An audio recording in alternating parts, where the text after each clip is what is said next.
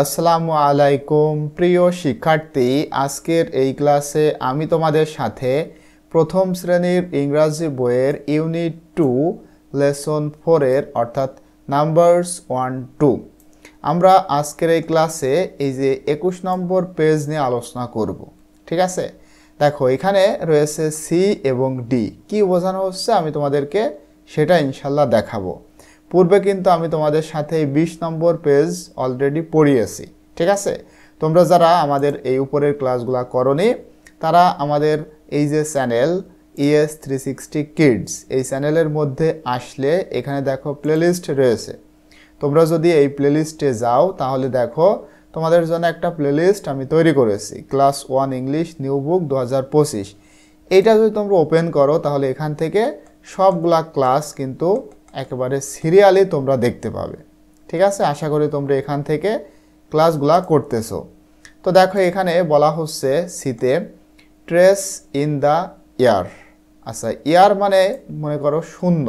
ঠিক আছে, এই শূন্যের ওপরে হাত ঘোরাতে হবে। শূন্য বলতে এখানে দেখো এটা হলো 1, হ্যাঁ 1, আর ট্রেস মানে চিহ্নিত। এই ইয়ার বলতে বাতাস আমরা জানি, কিন্তু শূন্য, কারণ বাতাস তো শূন্যে থাকে, এই জন্য ওই ইয়ার দিয়ে শূন্য বোঝায়, যেখানে কিছুই নাই এমন একটা জিনিস বোঝানো হয়ে থাকে। আর ট্রেস মানে চিহ্নিত করা। এই যে এটা হলো 1 মানে 1, এইটা দেখো এখানে আপসা আপসা রয়েছে আর এখানে কিছুই নাই। তো এই 5টা ঘর আবার এখানে দেখো নিচে রয়েছে, এগুলো তোমাদের পূরণ করতে হবে। এই যে ট্রেস অ্যান্ড রাইট, চিহ্নিত করো এবং লিখো।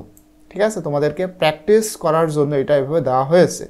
তো তোমরা কি করবা, কলম নিবা, তোমাদের কলম নিয়ে এইভাবে 1টা লিখবা। ঠিক আছে, এখানে সুন্দর করে লিখবা। আমার কিন্তু কম্পিউটার তো, কম্পিউটারে ভালোভাবে লেখা যায় না। ঠিক আছে, তোমরা খুবই সুন্দর করে এইভাবে হাত ঘোরানোর চেষ্টা করবা। ঠিক আছে, এখান থেকে এই যে এইভাবে করে কলম নিয়ে তোমরা সুন্দরভাবে লেখার চেষ্টা করবা। ঠিক আছে, আর এখানে কিছু নাই, তোমরা এইভাবে লিখবা। ঠিক আছে, সুন্দর করে লিখবা কিন্তু।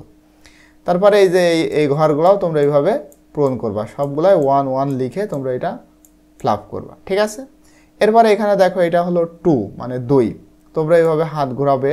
হ্যাঁ, এইভাবে হাত ঘোরাবে, এইভাবে সবগুলা ঘরেই পূরণ করে ফেলবে। ঠিক আছে, দেখো ডিতে বলা হচ্ছে count the number of animals. Animal মানে প্রাণী, আর এখানে বলা হচ্ছে প্রাণীর সংখ্যা কাউন্ট মানে গণনা করো। এই কাউন্ট মানে গণনা করা, নাম্বার মানে সংখ্যা, প্রাণীর সংখ্যা গুনতে হবে।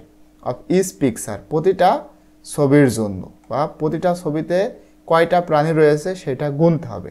অ্যান্ড রাইট দ্য নাম্বারস, এবং গোনার পরে যে সংখ্যাটা হবে সেইটা রাইট মানে লিখতে হবে। ইন দ্য স্মল বক্স, দেখো এখানে বক্স আকারে রয়েছে, সেই বক্সের মধ্যে। যেমন দেখো কিভাবে তোমরা করবা, এখানে যেই প্রাণীটা রয়েছে এটা হলো হাতি, এখানে হাতি রয়েছে কয়টা, একটা, সেই এক কথাটা তোমাদের এইভাবে এখানে লিখতে হবে। ঠিক আছে, খুবই সহজ, আশা করি তোমরা খুব সুন্দরভাবে এটা করতে পারবা। ঠিক আছে, একটা এইভাবে তোমরা লিখবা। এখানে দেখো উট, হ্যাঁ উটের ছবি রয়েছে, কয়টা রয়েছে বলো তো, একটা, দুইটা, তার মানে এখানে তোমাদের লিখতে হবে 2, হ্যাঁ 2 এর ইংলিশ 2, এই জন্য এখানে লিখতে হবে 2। ঠিক আছে, এরপরে এখানে দেখো লায়ন, কয়টা রয়েছে, একটা রয়েছে, আমরা একটা দেখতে পাচ্ছি, এই জন্য এখানে লিখবো আমরা 1। এখানে দেখো রয়্যাল বেঙ্গল টাইগার মানে বাঘ, এখানে রয়েছে 2টা বাঘ, এই জন্য এখানে 2টা লিখতে হবে।